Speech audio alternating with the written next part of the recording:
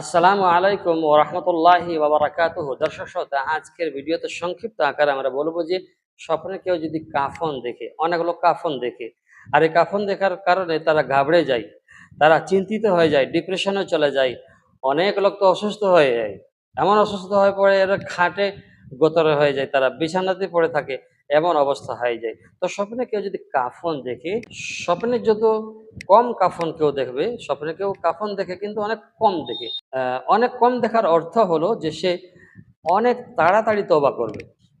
গুনাহ করেছে, গুনাহগার খাতাকার, তো সে অনেক তাড়াতাড়ি তওবা করবে স্বপ্নে কেউ যদি অনেক দিন পর পর কাফন দেখে।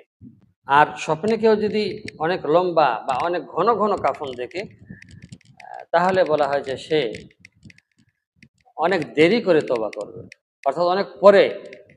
লম্বা যদি হয় তো লম্বা, এক জায়গা থেকে এক জায়গায় লম্বা জায়গা রাস্তা যদি হয়, তো সেখানে পৌঁছাতে, গন্তব্যস্থলে পৌঁছাতে আপনাকে দেরি লাগবে। তো কেউ যদি লম্বা কাফন দেখে এবং সে যদি ঘন ঘন সেটা দেখে, তাহলে সে অনেক লম্বা সময়ের পরে তওবা করবে। আবার স্বপ্নে কেউ যদি কাউকে কাফন পরাতে গিয়ে স্বপ্ন ভেঙে যায়, শেষ হয়ে যায়, তাহলে এটা একটি এমন ব্যাখ্যা দিচ্ছে যে কোনো ব্যক্তি, কোনো মহিলা যদি তাকে জেনার দিকে আহ্বান করে, তা আর কোনো পুরুষ মানুষ যদি তাকে, কোনো মহিলাকে জেনার দিকে আহ্বান করে, তো আল্লাহ তাবারক ওয়া তাআলা তাকে এই জেনাকারী থেকে বাঁচিয়ে নেবেন। অর্থাৎ সে ব্যক্তি, সে মহিলা হোক আর পুরুষ হোক, ডাকে, জেনার ডাকে, বেবিচারী করার ডাকে, বেবিচার করার ডাকে কিন্তু সে সাড়া দিবে না। তো এই দু তিনটি ব্যাখ্যা আজকের স্বপ্নে কাফন দেখার ব্যাপারে বললাম।